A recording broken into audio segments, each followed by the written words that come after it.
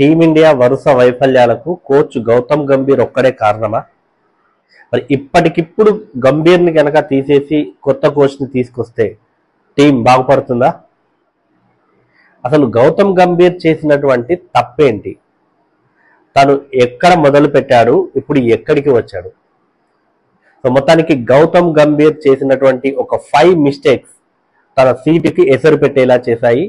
ఇప్పుడు ప్రతి ఒక్కరు కూడా ఈ కోచ్ మాకొద్దు బాబు అంటున్నారు.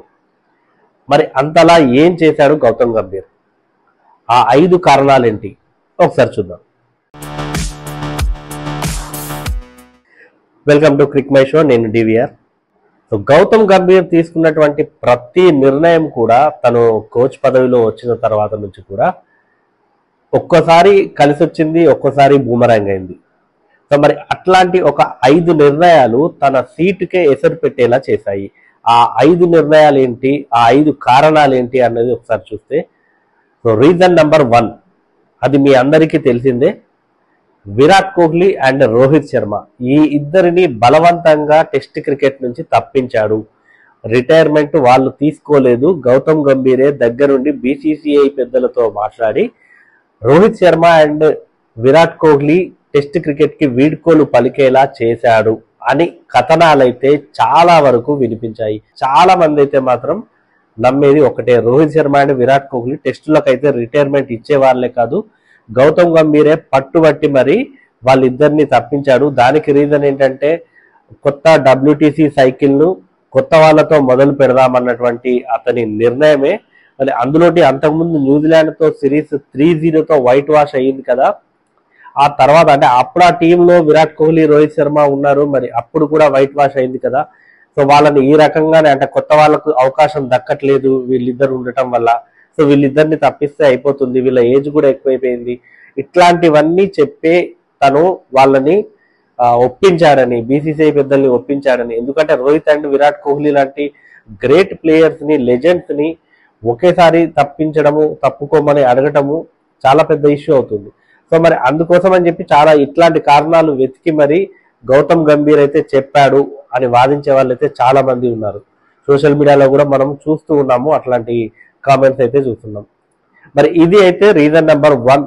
ఇక రీజన్ నెంబర్ 2 అదేంటంటే, అప్పటికే ప్లేయర్స్ రోహిత్ శర్మ, విరాట్ కోహ్లీ, రవిచంద్రన్ అశ్విన్ లాంటి ప్లేయర్లు టెస్ట్ క్రికెట్ నుంచి తప్పుకున్నారు. టీంలో చూస్తే ఉన్న సీనియర్లు కొద్ది మందే ఉన్నారు. జస్ప్రీత్ బుమ్రా, రవీంద్ర జడేజా, రిషబ్ పంత్, కేఎల్ రాహుల్. మరి వీళ్ళను కాదని శుభ్మన్ గిల్ కి టెస్ట్ క్రికెట్ ఆ కెప్టెన్సీని అప్పగించడం, దీనిపై కూడా చాలా విమర్శలు వచ్చాయి.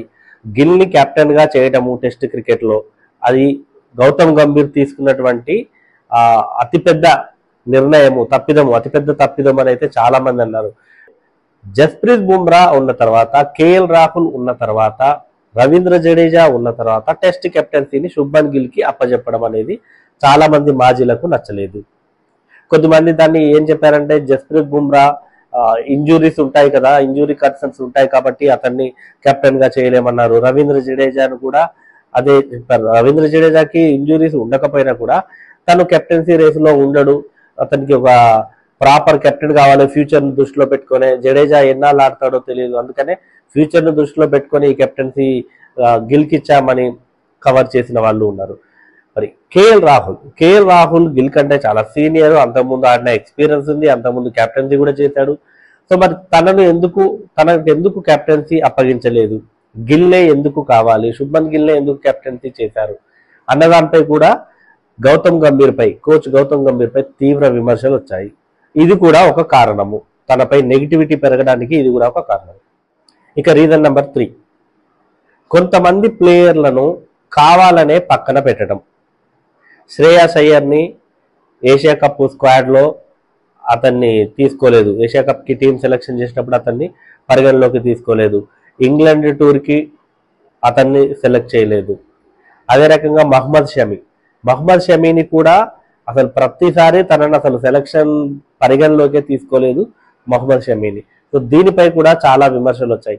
వీటికి తోడు షమీని తీసుకోకపోగా హర్షిత్ రాణాని ప్రతిసారి ఎంకరేజ్ చేయడము, ప్రతి ఫార్మాట్ లో హర్షిత్ రాణాని ఇంక్లూడ్ చేయాలనేటటువంటి గంభీర్ నిర్ణయం. దీనిపై అయితే చాలా మంది విమర్శించారు. ప్లేయర్లపై వ్యక్తిగతంగా ఎవరికి ఎటువంటి పర్సనల్ ఎజెండాలు లేకపోయినప్పటికీ కూడా హర్షిత్ రాణా ఇప్పుడిప్పుడే ఎదుగుతున్న క్రికెటర్. తనను షమీ లాంటి బౌలర్ని పక్కన పెట్టి హర్షిత్ రాణాని ప్రతి ఫార్మాట్లో ప్లేయింగ్ 11లో ఉండేటట్టుగా చూడటం అనేది అయితే చాలా మందికి నచ్చలేదు. ఇది కూడా గంభీర్ పై నెగిటివిటీ పెరగడానికి ఒక కారణమైంది. ఇక రీజన్ నెంబర్ 4, టీంలో ఎవరి రోల్ ఏంటో క్లారిటీ లేకపోవడమే. గంభీర్ చేస్తున్నటువంటి పని అయితే ఖచ్చితంగా ఇది చాలా మంది మాజీ క్రికెటర్లకు కానివ్వండి ఎవరికి కూడా నచ్చని ఏదైనా ఉంది అంటే టీంలో ఎవరి రోల్ ఏంటి అన్నది క్లారిటీ లేకపోవడం. తను ముందు నుంచి చెప్తున్నటువంటి ఒకటే ఫార్ములా, ఎవరు ఏ పొజిషన్లోనైనా ఆడాలి, ఎవరికి ఏ ప్లేస్ పర్మనెంట్ కాదు అని అన్నారు. కానీ గత రికార్డులు చూసుకుంటే కనుక మనకి నెంబర్ 3 అంటే విరాట్ కోహ్లీ గుర్తుకొస్తాడు, ఓడిఐస్లో నెంబర్ 3.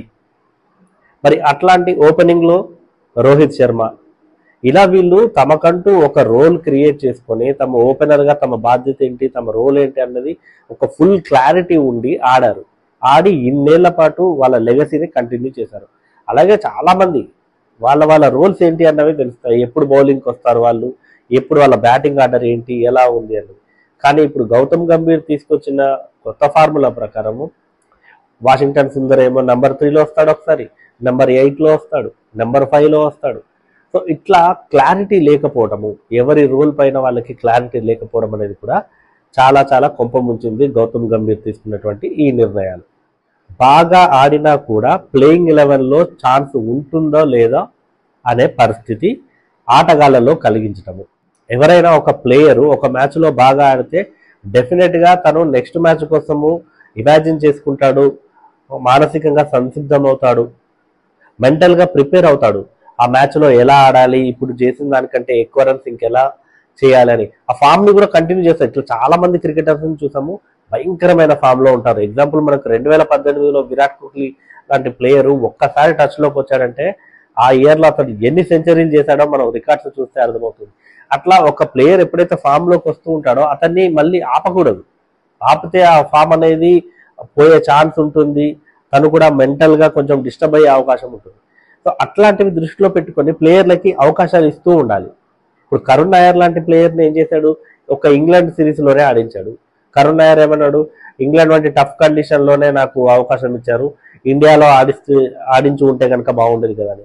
హూనోస్ నిజమే కావచ్చు, మరి కరుణ్ నాయర్కి అవకాశం ఇచ్చింది ఏదో ఇచ్చారు, అలాంటిది స్వదేశంలో కూడా ఇచ్చి ఉంటే బాగుండేది కదా. ఇప్పుడు తను చాలా కేపబుల్ బ్యాటరే. సరే ఒకసారి ఒక టూర్లో ఫామ్ కోల్పోయినంత మాత్రాన మిగతా టూర్లలో మిగతా మ్యాచెస్లో అదే ఫామ్ని అదే పూర్ పర్ఫార్మెన్స్ చేస్తాడన్న గ్యారంటీ లేదు కదా. సో కాబట్టి అలా కూడా ఒక కరుణ్ నాయర్ అనే కాదు, చాలా మంది ప్లేయర్లు, మన సాయి సుదర్శన్ని కూడా తీసుకోవచ్చు. వెస్టిండీస్తో జరిగినటువంటి టెస్ట్ సిరీస్లో బాగానే ఆడాడు అతను. ఆ తర్వాత సౌత్ ఆఫ్రికాతో ఫస్ట్ టెస్ట్ మ్యాచ్కి అతన్ని పక్కన పెట్టారు. రీజన్ ఎవరికీ తెలియదు. అతన్ని పక్కన పెట్టి నెంబర్ 3లో వాషింగ్టన్ సుందర్ని తీసుకొచ్చారు. సో మరి అంటే ఏం చేస్తున్నారో క్లారిటీ అయినా వీళ్ళకైనా ఉందా? ఇవి మామూలుగా ప్రతి ఒక్కరు కూడా బయట క్రికెట్ గురించి కొంచెం నాలెడ్జ్ తెలిసిన వాళ్ళకు కూడా అర్థమైపోతూ ఉంది. క్రిటిసైజ్ చేస్తున్నారు కోచ్ గౌతమ్ గంభీర్ని. ఎందుకంటే డెఫినెట్ గా ఆన్సరబుల్ గానే ఉంటాడు గౌతమ్ గంభీర్ అందరికీ కూడా. ఎందుకంటే టీమిండియా కోచ్ అనేది చాలా అతిపెద్ద బాధ్యత, ప్రపంచంలోనే అతిపెద్ద క్రికెట్ బోర్డు కాబట్టి మనది. సో ఆ ఇండియా కోచ్ గా ఉండటం అనేది అతిపెద్ద బాధ్యత.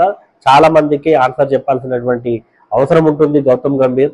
తను మామూలుగా ప్రెస్ మీట్లోకి వచ్చి చెప్తున్నాడు. ఈవెన్ సురేష్ రైనా చెప్పడం కూడా చూసాం, ప్లేయర్స్ ఆడకపోతే కోచ్ గంభీర్ ఏం చేస్తాడు అని. కరెక్టే, ప్లేయర్స్ మరి ఎందుకు ఆడట్లేదు అంటే వాళ్ళ ఫామ్ ఎందుకు కోల్పోయారు వాళ్ళు? టీంలో ఇట్లాంటి డిస్టర్బెన్స్ జరగటం వల్ల కాదా? టీంలో ఆ మొరాల్ అనేది ఎందుకు దెబ్బతింది? గౌతమ్ గంభీర్ రాకముందు ఎలా ఉన్నాయి టీమ్స్, గౌతమ్ గంభీర్ వచ్చిన తర్వాత ఎలా ఉంది టీం?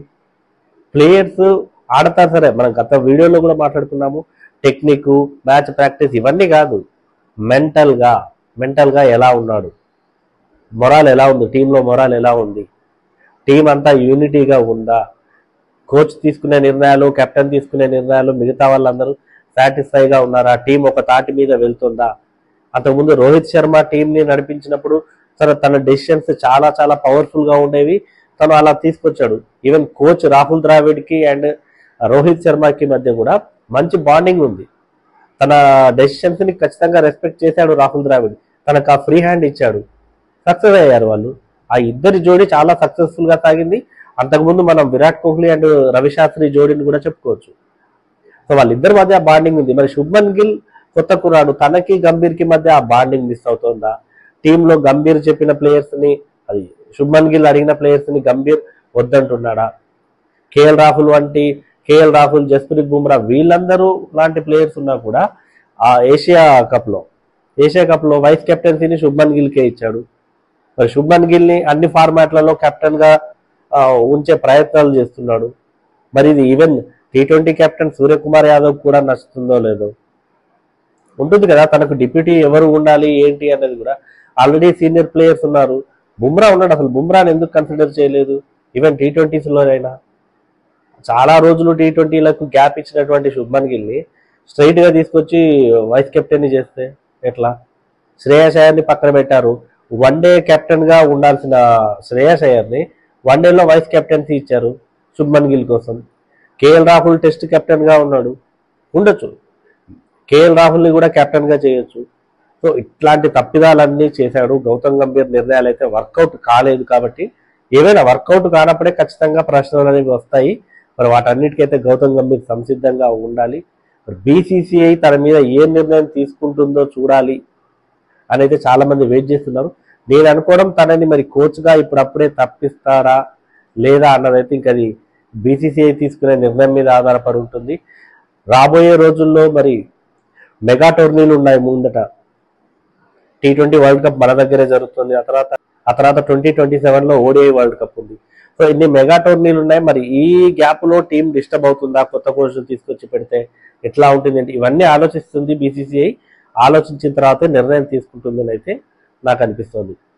సో మరి ఇప్పుడు చెప్పినటువంటి రీజన్స్ కాకుండా గంభీర్ సీటుకి ఎసరు రావడానికి ఇంకేమైనా కారణాలు ఉన్నాయా? మీకేమైనా అనిపిస్తే కామెంట్ చేయండి.